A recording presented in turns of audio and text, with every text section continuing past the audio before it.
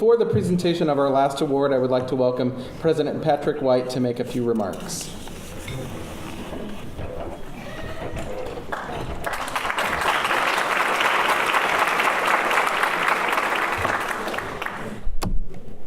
Thank you all. Thank you so much for being here. As I say when we do our awards for our students,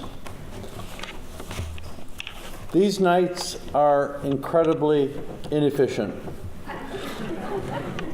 We could mail you these awards. We could find some other way to sort of say, here's your award, love you, now get out of here, or whatever. But it is good and right and proper that we are here together to see these awards, to hear these awards, to understand something about the interlocking life of an institution and what it means to be Millikin. It's important that we witness the gratitude and affection that people feel on receiving these important awards. It is important that we witness and feel our love and our appreciation for men and women who have meant so much to defining what Millikin is. It seems to me that if you want to know what an institution is, you need to look at who that institution honors. And as you tonight, you see the greatness of Millikin writ large in the lives and the experiences, and even in how our award recipients tonight receive their awards. With surprise, with humility, with a sense of affection and gratitude for the university that has meant so much to their lives. And now it's time to present our final award of the evening. Would John, anybody ever call you John? Jack McCoy, class of 1959, and Barbara Witzeman McCoy, class of 1960, please come forward.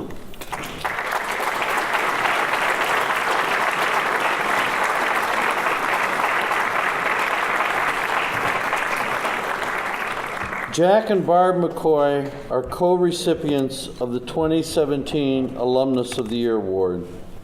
This award recognizes service to the university during the past year, as well as continuous service throughout the years.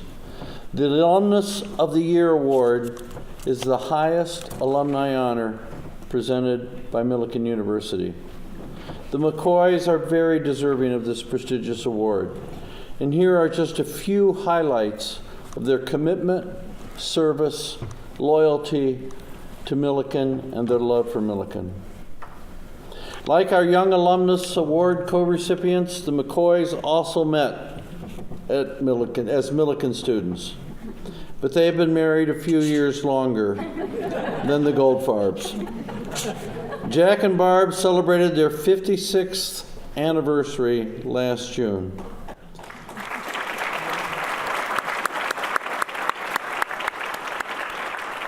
Just for that, it's an award, yes. Jack earned a bachelor's degree in business administration from Millikin and a bachelor's degree in pharmacy from Purdue University. Barb earned a bachelor's in Spanish from Millikin and a master's in education from Eastern Illinois University. A practicing pharmacist for 50 years, Jack is now retired. Barb retired in 2007 after 42 years of teaching.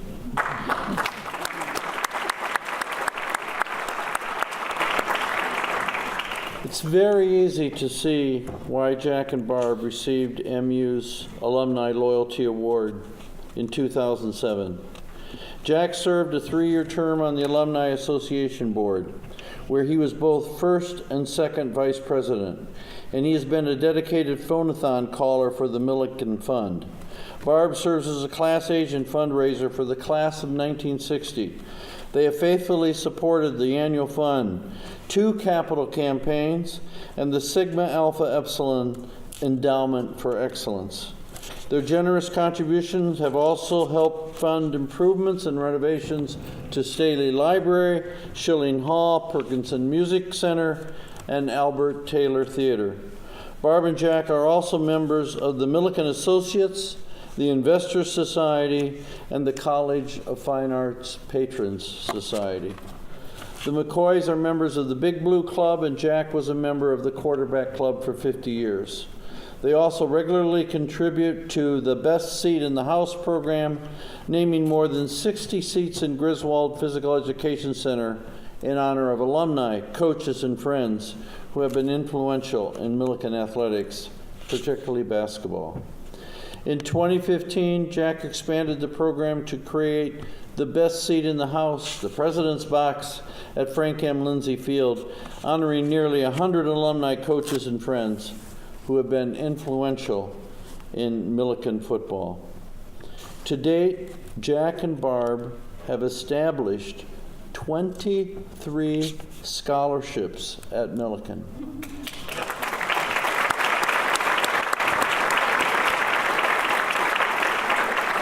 Honoring 11 members of SAE, 7 Pi Beta Phi members, and 4 relatives by endowing awards in their names.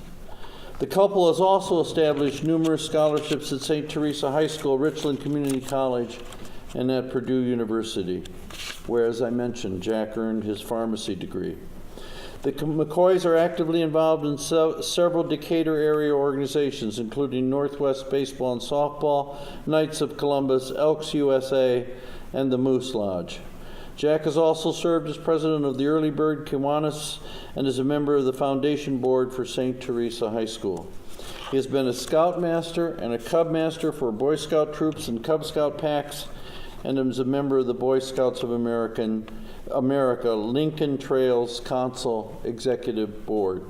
He is also a past president of the Mid-State Pharmacist Association, the Illinois Delta SAE Alumni Association, the Illinois Delta SAE House Corporation, and also serves SAE as an alumni advisor. Barb was an active member of the PTAs for several local schools and holds memberships in the Retired Teachers Associations of Illinois and Decatur. They have been active members of Our Lady of Lourdes Church in Decatur since 1957. On a personal note, I want to thank Jack and Barb. They were among the first Millikin alums I met when Chris and I came to town in 2013. We weren't supposed to spend a lot of time messing with me. I was an interim president. But they graciously had lunch with Chris and me, and we got to know them. And we got to see in their love of this institution our own best imagination of Millikin writ large. Because what we saw in their affection for this place and their commitment for this place, we saw all the possibilities that lie before all of us at Millikin as we seek to make Millikin even greater place. So I say to Jack and Barb, there you are, Millikin. And it is with deep and abiding respect and gratitude for their outstanding example of dedicated support to Millikin University that I very proudly present the 2017 Alumnus of the Year Award to Jack and Barb McCoy.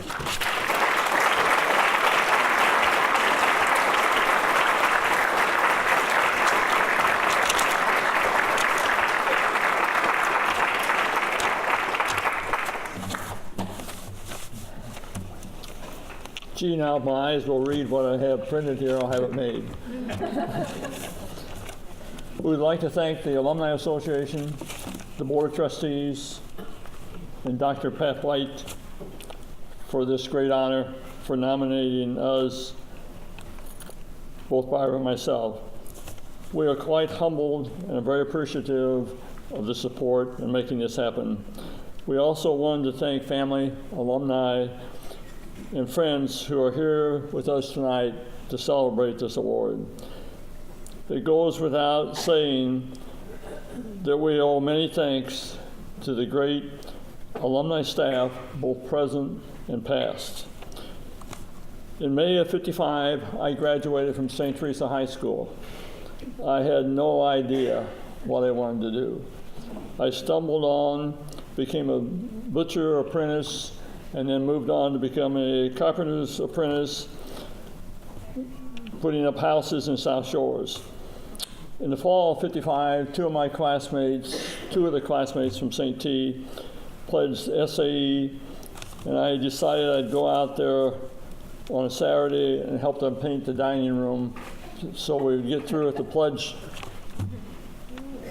works that they had to do, and we could be on our way and do something else. While I was there, they talked to me about SAE, and 2 days later, I pledged SAE. It turned out a day later, one of the actives asked me what I was majoring in, and I said, I don't go to this university, I live in Millikin.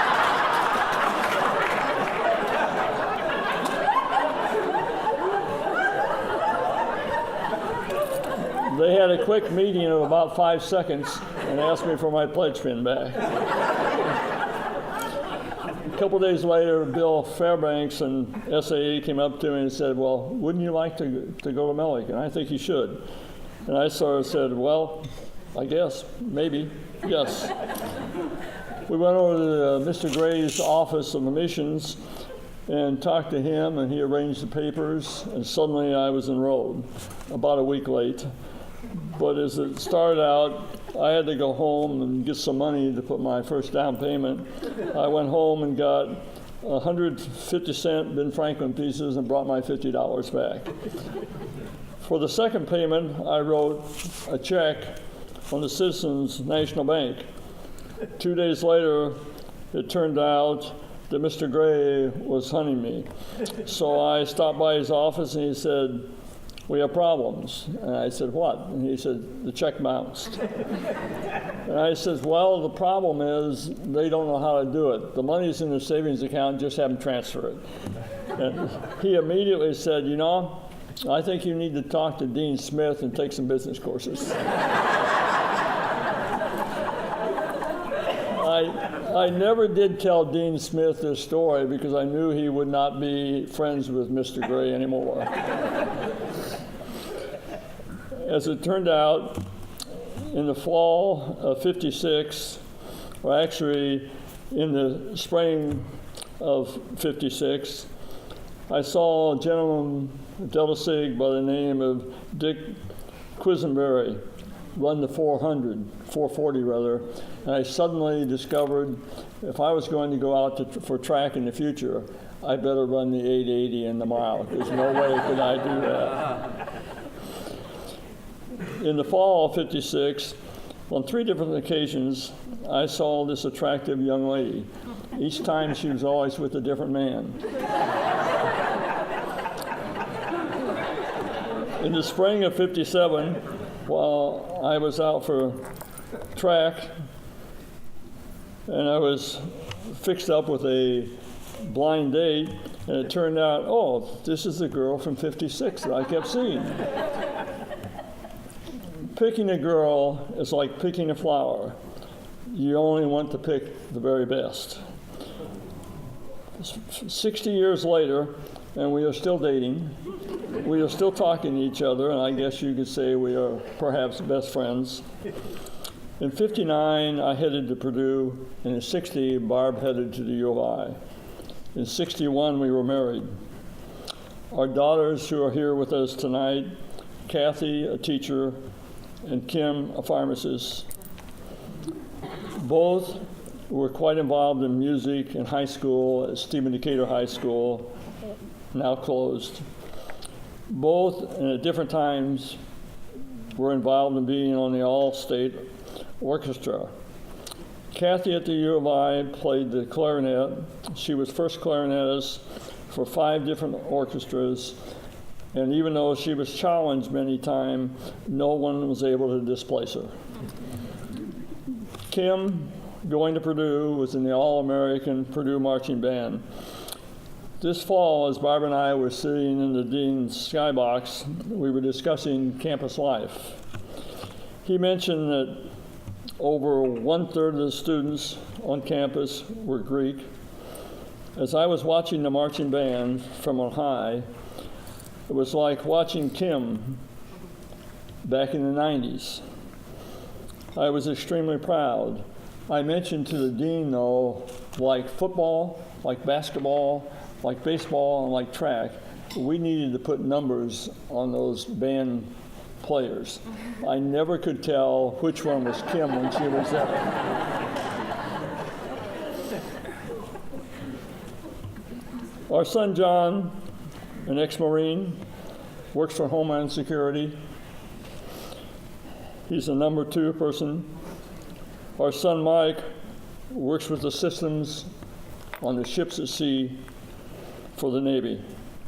Both have top secret security clearance, like our recipient tonight, Mickey Sprinkle. And when I look back on Mickey, I think of Don Petty in 57. I think of Mickey in 58. I think of Joe Coker in 59. And I think of Wally Minnis in 60. How Ralph Allen was able to get outstanding point guards every year, I don't know. But here they were, 4 of them together. On September the 11th, or 9/11 this year, we buried a seaman by the name of Logan Palmer in Harristown. He died aboard the John McCain trying to save his shipmates. He so honored our country and our flag by giving his life trying to save his friends. It's sort of like when I think of Dr. Martin Luther King when he was marching to Selma, singing the national anthem on the way, and when they stopped, planted the flag, and took a knee and said a prayer. It's all right, I think, taking a knee, as long as you realize that talking the talk isn't tough. Walking the walk is tough, and it takes a number of years. Thanks to all of you once again. We hope that the 2017 homecoming will be a joyful time for you. And we want the Big Blue to go on for victory. And let's support the Big Blue. I'll stick in their quarterback club. Still fighting against the change. You know, you got to fight it all. But the thing about it is, I think that it's fantastic that Mickey Sprinkle is in the Athletic Hall of Fame because he should have been there 30 years ago. So I think this is, and I think also, if I might mention Roy Schaub, as Roy lives in California now, and Roy in 1952, the Millikin won all conference in baseball. And if you look at the statistics, Roy almost did it, carried the whole team. And if you look at the conference title that Millikin earned in 1952 in the fall in football, it was the same way. And so I think that we ought to have Roy stand up and give him a round of applause.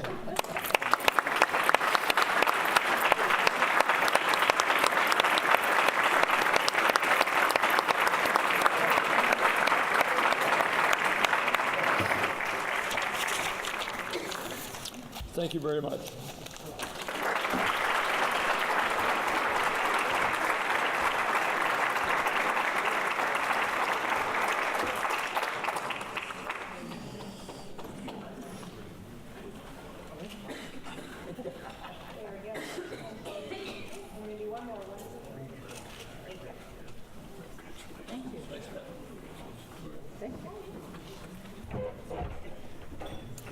Thank you, Jack and Barb. Please join me for one final round of applause for all of our 2017 Alumni Award recipients.